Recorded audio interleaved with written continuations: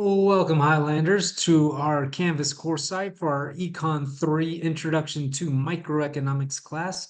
This purpose of this video is just to give you a quick overview of where to find everything here on the Canvas homepage and in the module section of the course where you're going to be doing most of the work. So when you log into our Econ 3 course site, this is the homepage that you should see. Right, and here on the homepage, you're going to see a series of buttons. This top button here, this says syllabus. Right, this is where you're going to find a copy of the syllabus for the course. So you click on syllabus, you're going to see the syllabus here for our Econ 3 class, right? And again, you can scroll through and read it as you see fit, and you always know that this is where you can find it. And then after checking out the syllabus, I also have this link here to this thing called the goals contract. Here's a list of my goals for you all this quarter, some challenges I anticipate in reaching those goals, and some ways to overcome those challenges. And the reason why I provided you with the goals contract is because you yourself are going to have to come up with your own goals contract as part of our class rules and academic honesty survey, which is worth 1 extra credit point.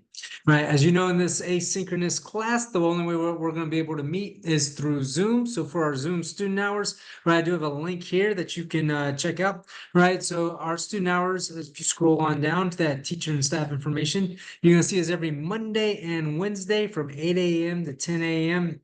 Or if you can't make that time, we can schedule an appointment to meet at a better time that best fits your schedule, right? But you can always come check me out during the student hours here using this Zoom student hours link, right? I also have a link to a class Discord site, right? This is a way for you all to interact with one another and build a kind of a learning community as you're navigating this online course together. And then I also have a link to a page here called Inspiration and Positivity, right? So these are all good news articles and positive video clips the students have kind of sent me over the years, right? So if you're getting a lot of bad news, you need good news is kind of a change of pace, right? And then just check out that inspiration and positivity page, right? Come back to the home page and you're going to see a link to the technical support. So if you're running into any issues with Canvas, you can check that out there, right? Again, there's ways to contact somebody if you need any help because Canvas isn't working out like you hoped it would. If you click on the homepage, right, I also have a link here to something called student resources. If you're suffering from anything mental or physical health related, I have all the university's resources that they provide for you here. So I have phone numbers and websites to things like the Academic Resource Center, the Basic Needs Department, the Care Office, the Case Management, Counseling and Psychological Services, and so forth and so on. And then when you scroll past all the university resources, you're going to see other local resources as well, including things like the Inland SoCal Crisis and Suicide Helpline, the Riverside County Cares Line, and things like that, right? So feel free to check out those resources if you ever need anything as you are moving through the quarter. Right. Again, going back to the homepage, also have a link here to something called student opportunities, right? These are kind of resume building opportunities as they're going to pop up throughout the next 5 weeks. If I get an email about some volunteer opportunity or internship or something like that, then I'll post it here under student opportunities, and you can use that to start building your resume here in the future, right? So that when you graduate from UCR, right, you have other things besides just your degree on your resume that you can use to help land a job. Now, again, if you click on the home page, right, this is the kind of stuff that you'll see there. But the real star of the show, or where you're going to find most things here, is in this page here called modules. So if you click on modules, this is kind of where you're going to get started here in this class. You get started with this introductory module, or what we call module 0. So you can always click on any step from these modules, from these learning modules here from the module overview page. But if you click on this overview, it's going to give you a step-by-step list of instructions on how to complete the module. So step 1 is to read that syllabus and goals contract, which again, I have linked here for you. Step 2 is to watch the introduction video. And here I have these slides that are going to correspond with the introductory video in both PowerPoint and PDF format. And then we have a couple of surveys for you to complete. One just for fun, to tell me about yourself survey, where you kind of introduce yourself to me. And then the class rules and academic honesty survey that you're going to get 1 extra credit point for completing, provided that you complete it on time. And then we have a meet and greet discussion board that's completely optional, not for credit, but it's a good way to introduce yourself, not only to me, but to the rest of the class now, so we can start building that learning community. Now, if you click next, it's going to take you right to the first step of that module, which is to read that syllabus, right? So again, if you want another place to find that syllabus, you can find it here in module 0. If you click next again, it's going to take you right to that goals contract. Again, it's pretty easy to find either from the home page or here from module 0. Now, if you click next again, it's going to take you right to this introductory video. And this introduction video is really where I kind of explain the rules of the class, right? So if you click play, you're going to notice that there's a question that pops up here at the 27-minute and 58-second mark, right? And this is what I call a knowledge review question. So as you're watching this video, when it gets to that point, the question is going to pop up. You're going to answer the question, and then the video is going to keep on going. These questions are going to be contained in every lecture video that you watch throughout the entire class. They don't count for actual credit, so don't worry about it. They're not going to count towards your grade at all, right? But the purpose behind them is kind of break up the monotony of the video and make sure that you are understanding the material as it is being presented to you. Now, the Canvas gradebook will keep track of which ones of these you've completed. It'll give you like a 1 or a check mark there on the columns of the knowledge reviews that you have completed. And that's just a way for you to keep track of which videos you've watched and which ones you haven't. But again, it's not going to count towards your grade at all. So once you've completed that, again, you got to click next. And it's going to take you right to the Tell Me About Yourself survey, which is this is a way for you to introduce yourself to me so that maybe I can make some examples in the class more tailored to the information that is kind of most fits the class. If you click next again, it's going to take you right to the class rules and academic honesty extra credit survey, right? Again, just click on take the survey. As long as you complete that before the due date, you'll get an extra credit point for doing so. Click next again, it's going to take you right to that meet and greet discussion board where you can introduce yourself. So I introduced myself to you all there, and you can introduce yourself to the rest of the class as you see fit. All right, now that is what the introductory module looks like. A typical learning module looks something like this, right? So again, you can click on any of these things right from the overview of the module, right? Or you can just click on the overview page, and again, it's going to give you a list of step-by-step instructions to complete the module. Step 1 is to always watch the lecture videos. Again, I have the slides available in both PowerPoint and PDF format for you to print out and take notes on as you're watching the video. And then we have a discussion session video. You can either go to your TA's discussion section, or you can watch the pre-recorded video instead. And again, I have the slides available in both PowerPoint and PDF format.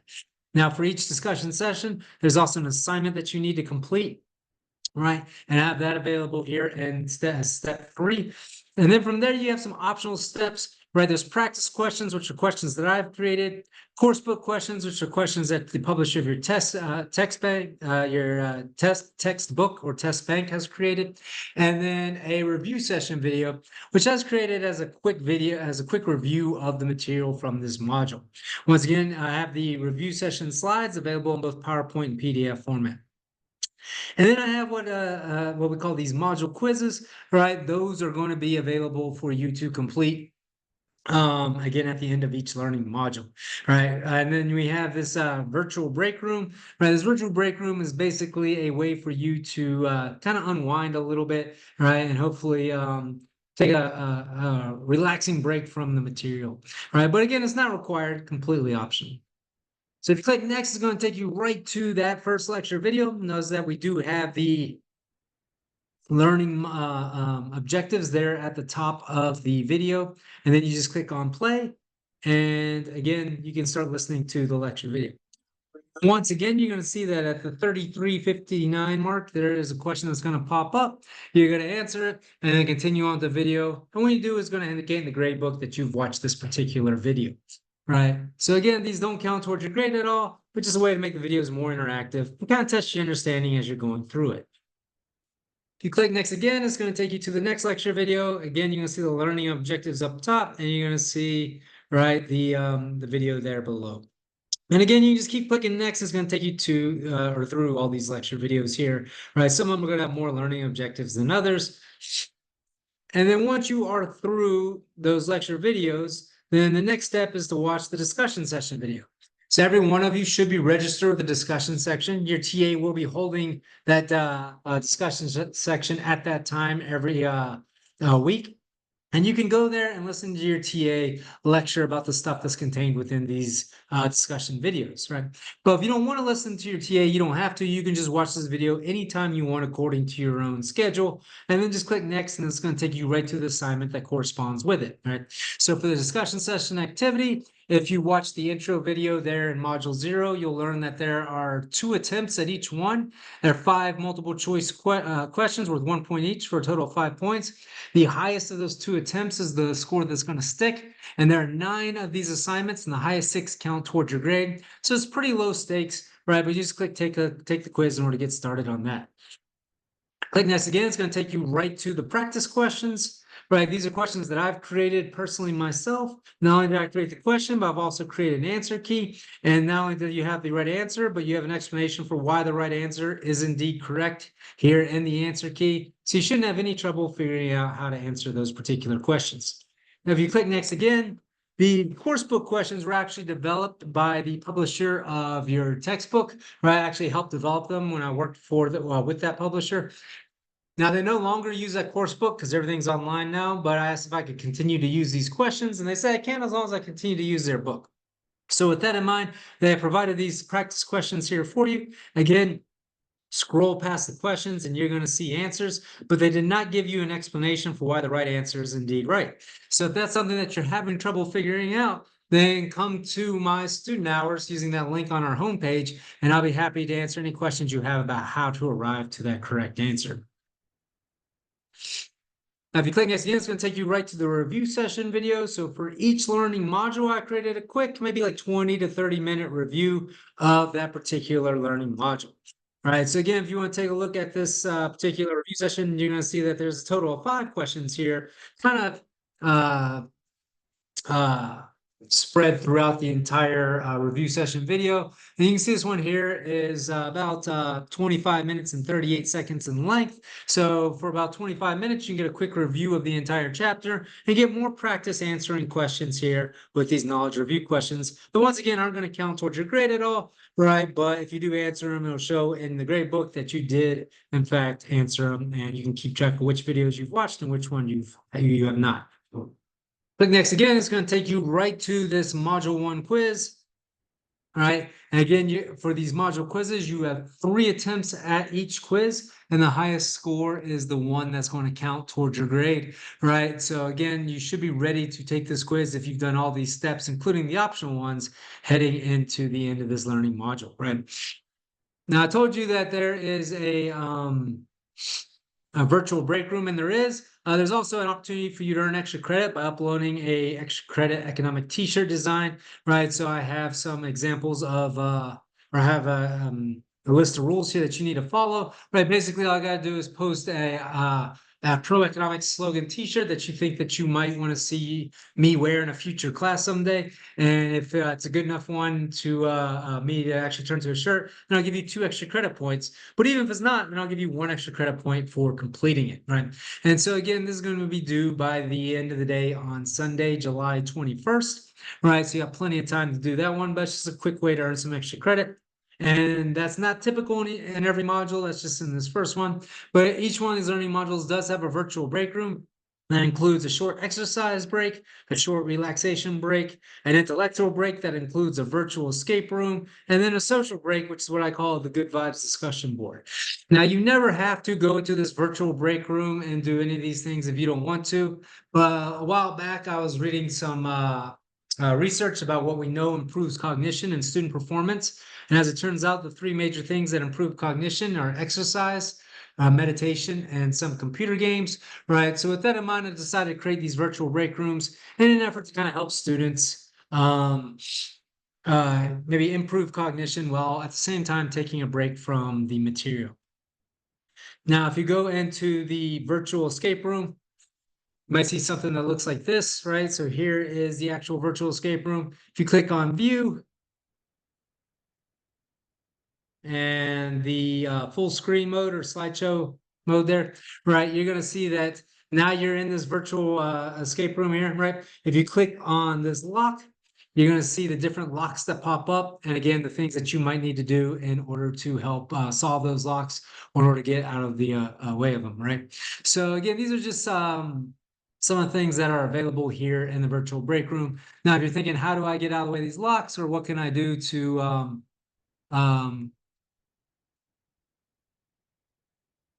solve these clues, right? Then again, go back to the virtual escape room here, and you can see that when you click on some things in the room, these clues pop up, and that's where you're going to find the answer to these locks, right?